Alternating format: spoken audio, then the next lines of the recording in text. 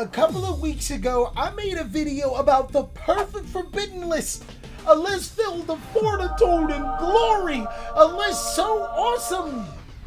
Y'all complained. Golly, this isn't a good prediction list. This will never happen. Well, it wasn't a prediction list, but I'll make you one anyways. Hold on, I gotta let my hair down for this one too, because big dog, I'm telling you, I am the best at making accurate prediction lists. I mean, your boy is so accurate here. I've hidden so much, you may think that I'm gonna be the father of all of this. I'm gonna go ahead and head off for milk really quick. I'll be right back.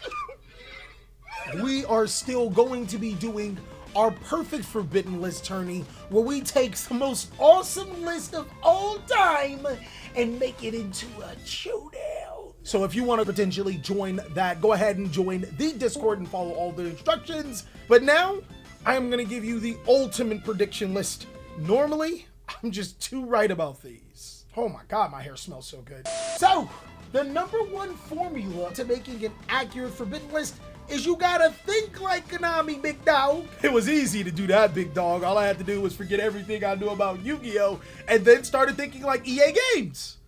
Wow, that's insanely accurate. I think this time around, Konami is actually going to do a sort of murder forbidden list. Mainly because there are so many new strategies from Amazing Defenders, Tactical Masters, and Duelist Nexus going forward. Some of the older strategies from older times can actually be rotated out. I also think that Konami is going to finally address some really problematic cards. Nah, that's probably just me on hopium right there. But this list is going to accurately predict Konami's business decisions, because at the end of the day, money is king.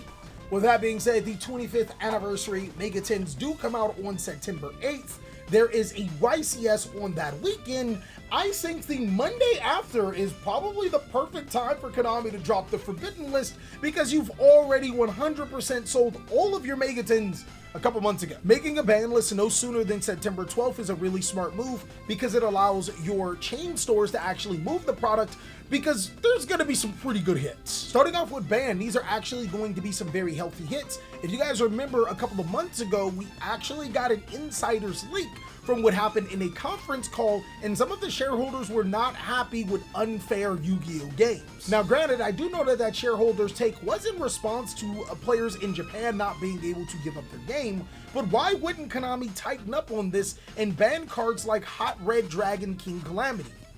I don't think I said that right. Bro, you know what I'm talking about. The level 12 synchro that everybody's been cheesing out. Konami can be pretty late to hit some things, but this would actually be the second time that Calamity has had a problem with the ban list, and it's not far-fetched to say that Konami would ban this despite the Jack Atlas structure that's coming out. They've done stuff like this time over time again before.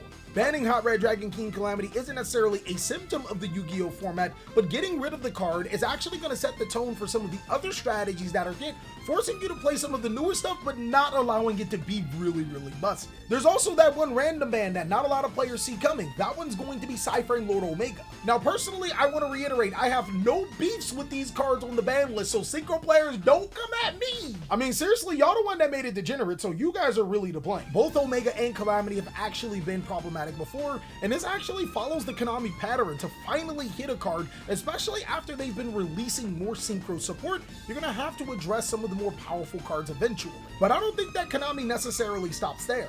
We know that both Hot Red and Cypher Lord Omega are really busted cards, and those would be pretty much a slap on the wrist compared to some of the older decks and what's going to happen to them. Moving on to Limited, I think that Konami is actually going to address the Cash Tira problem, not because it's genuinely a problem anymore, it's because Konami wants to sell you more product. Face it, big dog, the Beast of Starfrost lore has actually moved way past the Cash Tira phase, way past the Tier Limit phase, and is on like some synchro Link phase. With that being said, I think that Konami limits Cash Tira Birth here, and who would have thought that that was the most powerful card all along?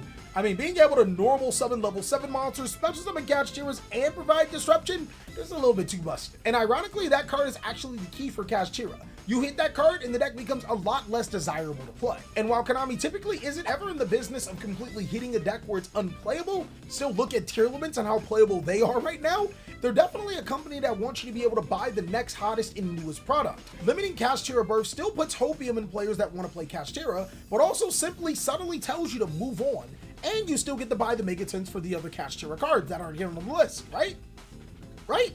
Also, speaking of such, another popular deck that has been going on for years is Dragon Link. Oh my god, I've been dreading this. I actually see a lot of takes where people say that Striker Dragon will be banned, and that is not past Konami. I mean, if you look at it, Dragon Link isn't necessarily a particular Yu-Gi-Oh strategy, so this is not off limits for Konami to completely kill. But I think that Konami realizes this and maybe takes a more subtle approach to be able to dismantle the Dragon Link strategy while still keeping you enticed to the Megatons. With that being said, limiting both Bestial Magnemite and Bestial Lubellion may seem counterproductive to the production of the Megatons, but one, you've already sold them, and two, you probably will go through 2 cases and only pull 1 of each anyways. That's just how bad it is sometimes. Konami already doing the Lord's work, my friend. You won't need 3 Bestial Lubellions if they're limited, and you won't feel as bad for not pulling it in their shitty product.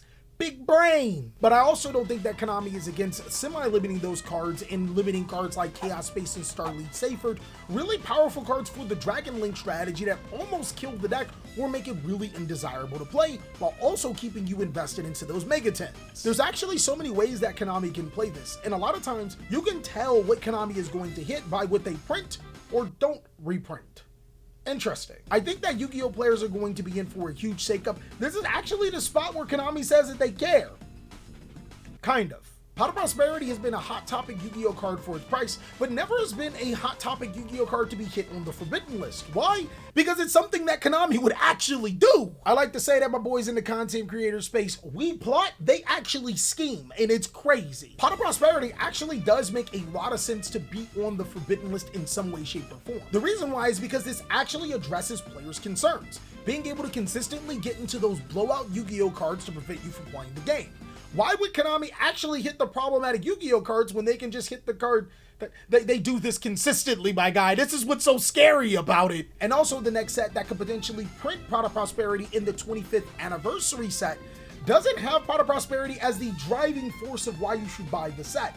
There's actually a ton of Yu-Gi-Oh cards in there. And this could actually be seen as a good thing. A hit to Pot of Prosperity in the Yu-Gi-Oh metagame slows everything down. It actually makes some of those unfair decks a little bit less consistent and getting into those unfair cards a lot less consistent. But on the flip side, it does make a lot of our rogue decks that much worse. And that's where the public outcry will come from. Konami is so bad, my Dark Magician deck can't get to Eternal Soul. Now my soul is gone.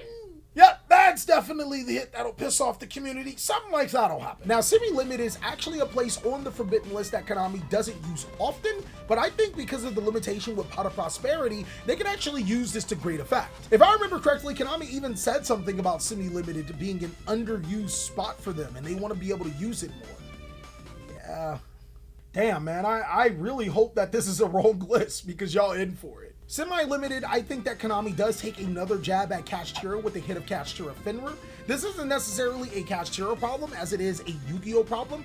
Keep in mind, Pot of Prosperity has been limited on this prediction list, so getting into Fenrir, which is a do-it-all Yu-Gi-Oh card that gets rid of so many threats, is a lot harder to get into. And also, it is still a subtle jab at Kashtira while still telling you to, hey, buy them damn Megatons, boy. You need 2 of them Fenrirs. You gotta buy like 6 cases to get 2. Their ratios of actually good secret rares to bad secret rares is like my ex-girlfriend's ratios of peanut butter to jelly. For some reason, she puts too much jelly. In case you didn't know, I'm a peanut butter man.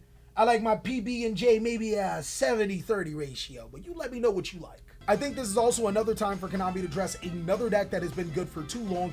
I don't think there was ever a time where a strategy gets multiple cards semi-limited, but this may be the first time. I think branded cards actually start to hit this forbidden list for a couple of reasons. One is because the branded strategy would be the most powerful strategy out of the gate, and that's an older strategy. 2 is because branded has virtually escaped every forbidden list until now. The time where they should be least expected to hit the forbidden list, because that's how Konami works. See, my guy, I'm telling you, Konami is the EA Sports of card games, and that job at EA Sports really helped me out here. Branded is a deck that is really cheap and really good, but semi-limiting Branded Fusion actually will probably steer you towards another deck that came out in Duelist Nexus, as opposed to playing pure Branded, especially when I tell you the other hits that are going to happen. It's pretty self-explanatory, big dog. You should already know. Aluber Jester of Despia, and Branded Opening. Sometimes you can actually look at Master Duel for testing grounds, and Branded was still a fairly decent deck with those type of hits. I think that those follow over into the TCG to kind of nudge Branded players over to Chimera players just a little bit, as these hits alongside of the Prosperity hit hurt Branded tremendously, but the Chimera deck, not so much. With less Branded cards out of the way, the Fusion players go to the de facto best Fusion deck, which is Chimera, which sounds way too devious. Like, this is almost spot on. Guys, tell me I'm not right. Holy shit, I hope I'm not right, because God, this is so money motivated. The last card I have moving to semi-limited is a card that's actually moving down instead of up.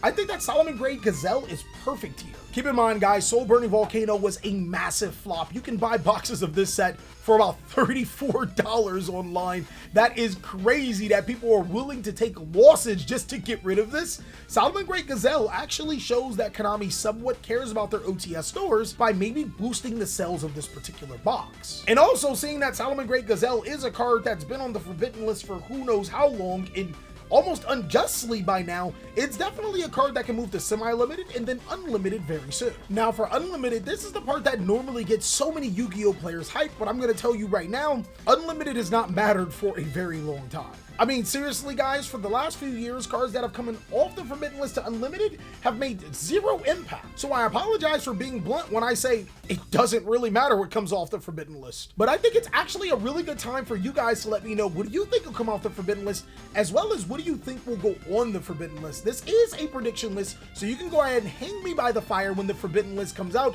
and none of these cards are on it. But if I just so happen to get some things right, you already know what to do with your boy.